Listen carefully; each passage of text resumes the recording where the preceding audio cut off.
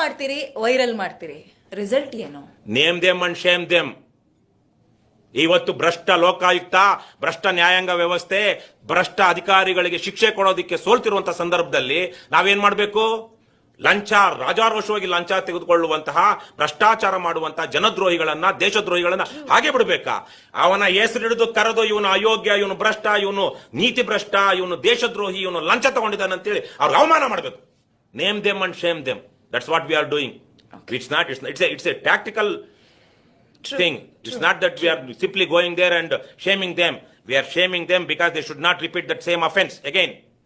ಯಾರಿಗೂ ಮಾನ ಮರ್ಯಾದೆ ಇಲ್ಲದಿರುವಂತ ವ್ಯವಸ್ಥೆಗೆ ಬಂದಿದ್ದೀವಿ ನಾವು. ನಿಮ್ಗೆ ಕನಿಷ್ಠ ಮಾನ ಮರ್ಯಾದೆ ಇಟ್ಕೊಳ್ಳಿ. ಪ್ರಕೃತಿ ಇದು ನಮ್ಮ ಕೈಯಲ್ಲಿ ಮಾಡಿಸ್ತಾ ಇದೆ. ಕಾನೂನಿಂದ ನೀವು ಬಚಾವಾಗಿರಬಹುದು. ಯಾವ ಕಾರಣಕ್ಕಾಗಿ ನನ್ನನ್ನ ಪ್ರಕೃತಿ ಹೊತ್ತು ನಿಮ್ಮ ಮುಂದೆ ತಂದು ನಿಲ್ಲಿಸಿದೆ? ನೀವೆಷ್ಟು ಕೊಬ್ಬಿದ್ರೆ, ಎಷ್ಟು ದುರಹಂಕಾರ ಮಾಡಿದ್ರೆ, ಎಷ್ಟು ದುರಾಡಳಿತ ಮಾಡಿದ್ರೆ, ಎಷ್ಟು ಲಂಚ ತಿಂದಿದ್ರೆ, ಯಾವುದೋ ಎಲ್ಲೋ ಇದ್ದಂತಹ ನನ್ನನ್ನ ತಂದು ಇವತ್ತು ನಿಮ್ಮ ಮುಂದೆ ನಿಲ್ಲಿಸಿ ನಿಮ್ಮ ಮುಖಾರವಿಂದವನ್ನ ರಾಜ್ಯದ ಜನರಿಗೆ ತೋರಿಸ್ತಾ ಇದೆ ಅಂದ್ರೆ ಯಾವ ಶಕ್ತಿ ನನ್ನನ್ನ ಇಲ್ಲಿ ನಿಮ್ಮ ಹತ್ರ ಕರ್ಕೊಂಡು ಬಂದಿದೆ ಅಂತ ಅವ್ರಿಗೆ ಹೇಳೋದಿಕ್ಕೆ ನಾವು ಮಾಡ್ತಿರೋದು. ಅರ್ಥ ಮಾಡ್ಕೊಂಡವರು ಬದಲಾಗ್ತಾರೆ. ಅರ್ಥ ಮಾಡ್ಕೊಳ್ದಿದ್ದವ್ರಿಗೆ ಯಾವುದೋ ಪ್ರಕೃತಿ ಯಾವುದೋ ರೀತಿಯಲ್ಲಿ ಪಾಠ ಕಲಿಸ್ತಾಳೆ.